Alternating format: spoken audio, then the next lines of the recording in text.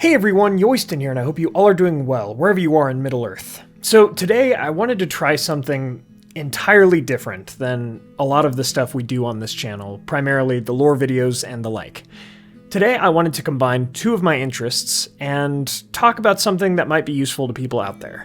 My interests being obviously Middle-earth and Lord of the Rings, as well as D&D, something I picked up a couple years back from some friends and have been doing a lot since. Right now I'm running my own campaign, and as the years have gone on, I've had a lot of different exposure to all the types of classes and characters and so on and so forth, having experience playing the game as a player character, but also as building the world from a dungeon master point of view. And so today what I've done is I went about the question, how would I make Aragorn as a playable character from a player point of view in D&D? However, I did something quite different than I think a lot of people would with most characters. I made two character sheets, because in my mind, as Aragorn progressed throughout both the books and the movies, he almost reclasses partway through, at least reclasses in D&D terms, so we'll break it down. I've labeled these as Strider and Aragorn or King Elessar.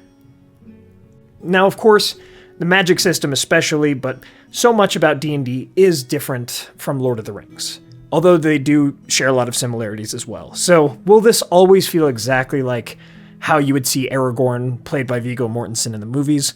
Maybe not, but I do want to break down how I, as someone who loves the lore of Middle-earth, would build a D&D Strider and a D&D Aragorn. So let's jump into it. Before we get started, I wanted to mention that I'll post both of these as PDFs found in the description, so you can feel free to download them, tweak them, and use them as you see fit. If you'd like to know more about Aragorn's character history and backstory and lore, I'll link a video of mine in the description and cards. So looking at our Strider sheet first, Aragorn in the books, it's very clear that he is powerful coming into the Fellowship of the Ring, right? In the books, it's said that he is the hardiest among living men at the time, like even before the Fellowship of the Ring begins. So coming into this, I'm starting him at level 5. Again, hopefully that would apply to your D&D campaign, but you can certainly build up to this if the need calls. We're starting with 3 levels in the fighter class, 2 levels in the ranger class, as this would have to be a multi-class in my opinion. Variant human because he's descended from both elves and men, and even has a bit of the blood of a Maya within him, the blood of Merlin the Maya. And so variant human. Background, I'm going folk hero, as really his backstory, especially before the Fellowship of the Ring, takes him through the lands of ancient Arnor, gathering more about his destiny, going into Rohan and Gondor as Thorongil, going into the east and into the south into Umbar as that same Thorongil character. And so we're already starting off, Strider is a person of the people. And so looking at the stats, I have made him more of a strength-based ranger fighter. He has the strength score of 16, and then constitution of 15, with wisdom for the ranger class being his next highest stat at 13, dexterity 12, charisma of 10, and intelligence of 8. Unfortunately, even though Aragorn is obviously very intelligent, if you have to have a dump stat somewhere, intelligence for this type of build will have to be where that dump stat is. Looking at his proficiencies, I have him proficient in animal handling, history, nature, perception, stealth, and survival. He has pretty good skill checks overall, but those are the ones that I feel fits with him as Strider, as Aragorn. You might be able to move that animal handling proficiency to something else as well. I could see it being something like medicine, but something that's a little bit more ranger-ish going into the wild. Moving from there, since he won't be wearing heavy armor, even though the fighter will allow him that proficiency, I imagine Strider in that medium leather armor build, meaning he'll be faster, have a higher initiative, and most importantly, he won't have a disadvantage when it comes to stealth. And so that's a big part of this build, is that even though he's a fighter/ranger, he can jump into stealth at will. He's got 44 health, which at level 5 is pretty good. And since he's level 3 in fighter, he's got action surge, second wind, and he doesn't quite have another attack yet. But for his subclass, I chose the Battle Master Martial archetype, which will allow this player character to do some cool things in battle. For this, and you can choose what makes sense for you, but for me, I chose Commander's Strike, which will allow him to use a bonus action to direct an ally to make a strike on its reaction, using its superiority die. Evasive Footwork, which allows some higher AC, especially since that'll be one place where this version of Aragorn won't be super strong. And Parry, which will do a similar sort of thing, using your reaction to reduce the damage from a hit. All of those things should allow for a pretty apt and tactically useful version of Strider on the battlefield, while he's got some more utility coming in with those 2 levels of Ranger. Now, funny enough, in the D&D community, it seems like the Ranger class was in many ways built to echo the character of Aragorn, but in my mind, he isn't full Ranger, he's not full fighter either, even as Strider. Because the Ranger really leans into a lot of magic that we don't really see Aragorn using, but also it leans rather heavily into the Beastmaster, very nature or even archer sort of archetype that Aragorn doesn't seem to be. However, there's certain elements that we could use from the Ranger. So the familiar terrain for this character would be grasslands, as throughout most of Strider's life, he traveled through grasslands, like the grasslands of Arnor, and the Far East, and so on and so forth, though Strider certainly did go to other places as well. Our favorite enemy is, of course, going to be humanoids, since that's primarily what Aragorn or Strider did hunt, including orcs, goblins, and so on. As for his languages, this is where that might come in handy. Aragorn obviously would be able to speak Common, Elvish, and Dwarvish. Fighting styles, we have great weapon fighting from the fighter, which will allow for some bigger damage with his longsword, which he will be using in a versatile stance. So even though the longsword could be used as one-handed or two, in this build I'm using it as a two-handed weapon. And the fighting style from the Ranger is defense, as he'll need some boost to his leather armor that he'll be wearing. As for our Ranger spells, even here with only 2 levels in Ranger, I would choose Cure Wounds for a bit of that healing ability, and Hunter's Mark, giving a little bit more damage to whoever Strider is fighting in battle. And finally, before we move on to the next character sheet, the final little pieces of this, I would take Leatherworker's tools and proficiency, since Aragorn would be one to repair his armor. And as for feats, I would have him, both as Strider and King Elessar, which is next, have the feat Alert, as he would gain a higher initiative and could not be surprised.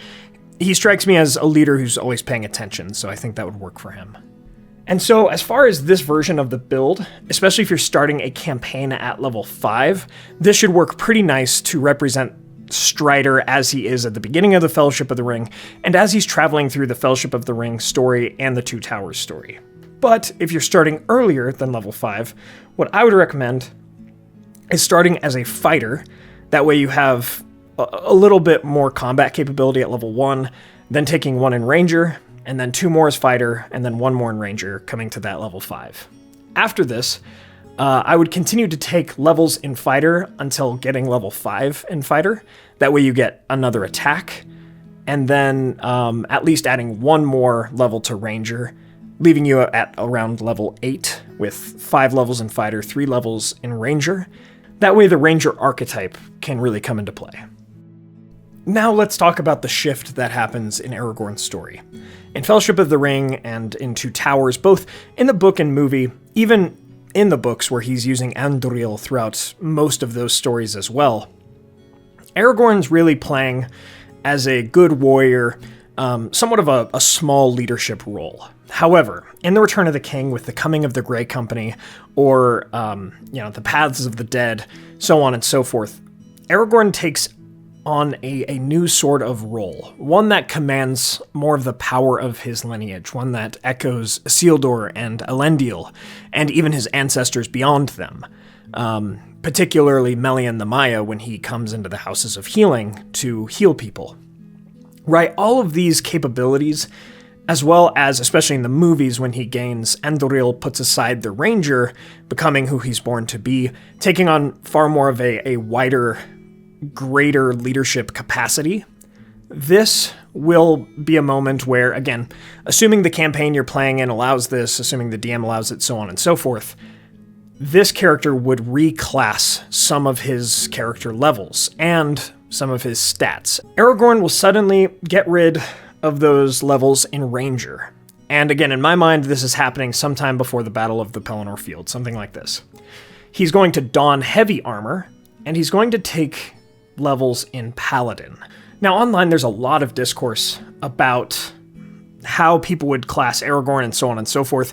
And again, usually I see some sort of conversation between Fighter and Ranger, with maybe only a little bit, if at all, about the Paladin. However, in my mind, End of the Return of the King Aragorn is very Paladin-like, right? And we'll break down why.